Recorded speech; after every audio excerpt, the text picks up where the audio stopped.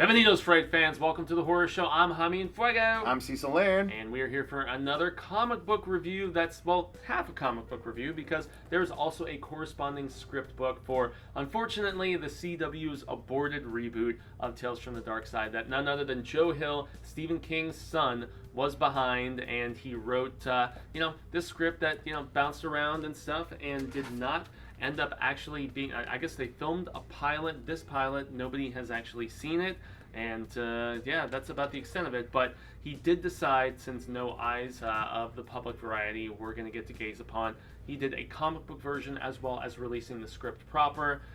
There is some differences between the two of these, and we are going to talk about those at least.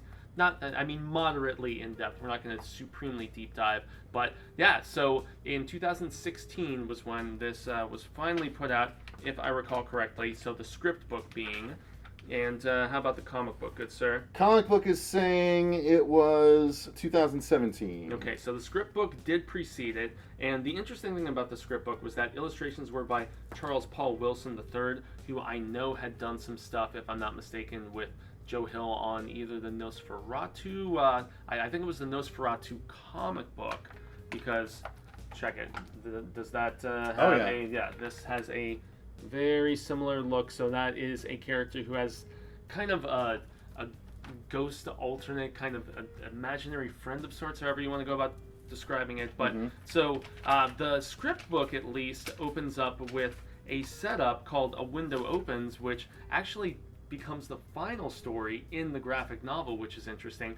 I thought that A Window Opening initially with the character that we meet gave better context, because he's a character that jumps through all of the different stories, and he almost becomes not so much the crypt keeper, but the one who leads our characters through any time a Darkside episode is happening, which is what Joe framed to just, I don't know, to describe when there is an otherworldly occurrence and one character in particular in said story is responsible for it, and they're suddenly caught in, I don't know, just a less than ordinary situation. So what did you think at least of the comic book? So yeah, I only read the comic. I got the actual individual issues. This is Fuego's hardcover here. Yes. I really liked it. Again, being a fan of Anthology, I was already on board, but the fact that it was not only Joe Hill, but it's also artwork by Gabriel Rodriguez, who did Lock and Key with Joe Hill. True. And I love Lock and Key, and we're going to be doing those reviews in the very near future as the Netflix series approaches.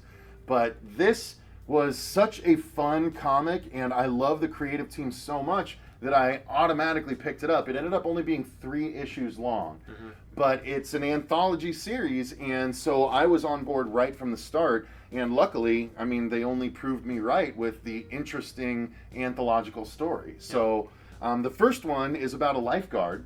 Yep, which is technically the second book, once again, in the script book. We'll go in this order, though. Yeah. So it's about a lifeguard who... It's called Sleepwalker, by the way. Yeah, essentially, there's a person in the pool. He falls asleep during his duty, and this woman dies in the pool. And so people, the husband especially, are blaming him. He has the sunglasses on, so he claims up and down that, no, I never fell asleep. I was still paying attention, whatever else. Blah, just blah, happened blah. too fast. Yeah. And so he actually gets sent to court, and they acquit him because they say that there's no evidence saying that he was actually negligent.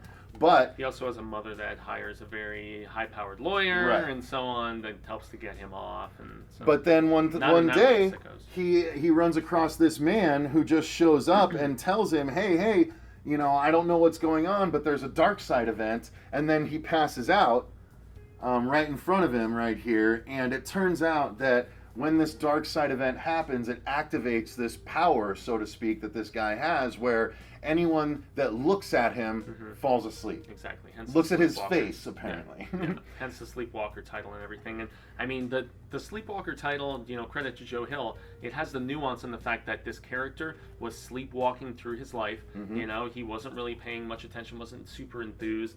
And one thing we do have to mention is that he does have a love interest that he kind of Correct. guested in a theater group with, and she becomes a very important character, more so in the script book, obviously. The one thing that I will say, even though they're all faithfully adapted in the comic book, you do get a lot more to chew on from the script from Joe Hill. So if you like the comic, you do have to at least go and check this out, because this just gives a little bit more information. It's nothing massive and imperative, but it does give a little more intrigue, and their relationship is a little bit more defined. But yeah, so he becomes a more noble, redeemed character as the story plays out, because the husband, I guess he's the one who lost his wife, widower, or whatever you would say for right. it. Yeah. He goes after our youngster in this, and he has a score to settle, and unfortunately the girl gets caught in the fray, and that's about all that we can say without spoiling the entirety of it, unfortunately. But it's got a beautifully tragic ending. It's got some heart to it, too, man. Beautifully it really, tragic really ending. Does. And, unbelievable. And the artwork is just gorgeous. It very much is. Yeah, I'll just show you a little brief bit. It's not going to ruin the ending or anything, but man, it's so good. This moment here is just so beautiful and sad and everything. Yeah. I loved that first issue so much when I read it. And just to reiterate, that story, for whatever reason, was the second story in the script itself. It just makes me wonder, because I'm sure Joe had a hand in the resequencing of this. Mm-hmm. Like, he had an idea and a purpose for it. And the second story, which is called Black Box, is actually the third story in the script as well. So he did significantly alter the sequencing, because all three of the stories do interlock based on the character that shows up at that portion in the first story, Sleepwalker. This next story is all about him, and all about him being a very young kid and realizing he has like almost a evil alter ego imaginary friend, is the best way I can describe it. Yeah. Called Big Winner, right? I think so. He is very, very hideously illustrated in that way. He's like a shadow version of him. And so, he calls him Big Winner. Yeah, he and tries to help him cheat on this game. Anytime he comes into a competition of any sort, Big Winner helps him, win the situation, but through kind of nefarious means. Truly. And so now he's an adult, working at a tabletop game shop, and he's about to be fired because he went off on a customer with a fur coat. And Big Winner is still in his life, as you can see right here. He still is, but he's kind of subdued a little bit. He's not manifesting himself as frequently. And then somebody just randomly shows up after he has been fired and is like, I know the power that you possess, and we need you for this study of sorts. And he's super, super shady guy who, it's funny because he shows up when dude's car won't start, and then, he's like, hey, blah, blah, blah. I just so happen to be the one, who is here to tell you about this proposition and give you a ride. And then later on you find out that, he was responsible for the fact that his vehicle wasn't working. And so he gets the pitch, he considers it, and he decides to go with it. So he ends up at this research facility. And yes, Big Winner is still very much a part of his life, even after they've shaved his head. He's being prepared for all of these different tests and experiments and stuff, just to see the full extent of his power. And there's also a doctor or doctor, researcher, scientist, whatever, general term you want to use, who is leaving as he is entering the facility, as he's first being brought in. And that guy plays he doesn't show up till the very end, but he plays a very pivotal portion when they come back to his character. And his powers are of a incredibly refined telekinetic variety, in the fact that he can basically show up in other places. He shows up in the shower of the guy who recruits him at one particular point. You find out about the affair that guy is having with the other girl who's at the facility. And so, once again, defined and just fleshed out so much better in the script book, but really not too different. It was like really a 2 times the size issue too. It felt like a double size issue. So indeed. So and that was called Dead Box or Black Box. Black Box. Yeah. So and then we come to the third story, and the third story is actually this one was super interesting. I love this one. This is the one that's a combination of the very first opening, which was called A Window Opens, and then it segues into just after giving the introduction to our guy, which if you scroll a couple pages, just so they see the A Window Opens cover. Okay. Yeah. So the thing about the Tales from the Darkside series was that I guess this gentleman that we just saw in the previous in the previous story, he was going to show up in every story. Even though he got his own story, he was going to show up in a small degree in every story. And our protagonist girl runs him over accidentally at the very beginning of this, and that's what sets off the Darkside event, is her running him over, because it's always a really good thing happening or a really bad thing happening that just sets all this stuff in motion. And yeah, this house where she knocks over the mailbox, she goes and tries talking with these two people, and they've just bought this property, and they're like, it's totally okay. We need a babysitter. We need a babysitter tonight because we're planning to go out. And she's like, well, since I knocked over your mailbox, I guess I'll totally watch your kids tonight. And they're like, that sounds great. Come over later. It's and she so comes creepy over, too. It's really creepy because they're so pretty, you know, a happy American couple, and then Stepford Wives. She tries to run outside to find them and doesn't see that they're both now scarecrows right outside the door. Yeah, it's scarecrows really dope. on the rocking chairs on the front porch. Really creepy. So when she leaves, when they leave, when she arrives to babysit these two kids, the two kids are like, they each have little tablets, and they're like just locked into their tablets. They have their faces buried in them. And the interesting thing is that when they do things on their tablets, they manifest in the real world. He's looking through the dark window and puts a sun there, and then as they leave the room, the sun comes out, even though it's the middle of the night. Yeah, which plays in very interestingly as everything goes on. And her boyfriend shows up, and he's the electronic genius of sorts, and he's trying to help out with some of the Wi-Fi at the house, and he's trying to also get in the girl's pants at the same time. Very, you know... standard. Yeah, very, very debonair dude in that regard.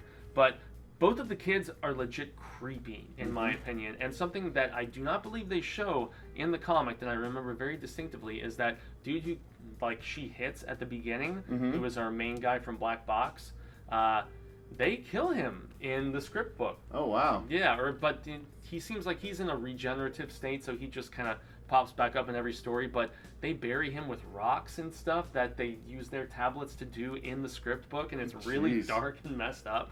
And yeah, so they are sick little bastards, these two. And it's great artwork, man, the whole way through. Gabriel Rodriguez. There's the tentacle aspect where they start the stuff that's coming out of the basement, if I remember correctly. And just the fact that they can draw a door to another world, you know, with their tablets, and, you know, is the babysitter and said boyfriend gonna survive? It's really well done art-wise in the comic. The only gripes I had with the comic was the fact that it just skimmed over so many of the awesome story elements that we get in the script book. And yet the script book, also done by IDW, it's only like maybe 65, 70 pages. Oh, excuse me. It's 121 pages. Yeah, significantly longer. Each episode was planning to be about 25 to 30 minutes. So I guess that makes sense in that regard, since, a page a minute, right? So to speak, then this is a guy who has an awesome script together that he is very excited to show you guys very soon. But yeah, I mean, both iterations are cool. One on a visual side, since we'll never see, you know, anything beyond the first episode, which was The Window Opens, actually. That's the only one that they filmed. That was the pilot. So they didn't film Sleepwalker, and they didn't film the third one with dude going to the facility. Oh, really? So the only one that was actually filmed was the pilot. God, I would love if that was floating around on the internet somewhere, but unfortunately it is not. And we'll see. Maybe we know someone. Yeah, we actually do. We actually do. It's kind of funny that you mentioned that, because you're right about that. Let's find out. So yeah, that's going to do it, you guys. And that's really the end of our Joe Hill coverage until we do The Cape. The Cape, and, which I have next on deck, and Lock and Key. Yep. Yeah, because I did the whole Run to the Hill coverage earlier this year, going through, well, you read Heart-Shaped Box with me, and you did Nosferatu. So Horns and... well, shit, Marsha was reading, yeah, that's right, The Fireman at one point as well. Anyway, sorry, I was just thinking out loud, everybody, but yes. So we have a little more Joe Hill coming, but that's going to do it for his Tales from the Dark Side. Guys, if you don't have this, it's definitely worth putting in your library, because it's good writing and great artwork, and or great writing, great artwork. I love it, so it's definitely worth your time and money. Yeah, definitely makes you think about what could have been, but the CW really said that he came to them with something way beyond what they were anticipating. It was way more thought out, way deeper, and they wanted something a little more of the fluff variety. So, what are you going to do? But all right. Yes, well, at least we have this. So that's going to do it, you guys. If you enjoyed the video, click that like button and subscribe if you want to see more comic reviews like this. Thank you very much for watching. Until next time, I've been Cecil Laird. Gracias, Jaime, and Fuego. And remember, stay scared.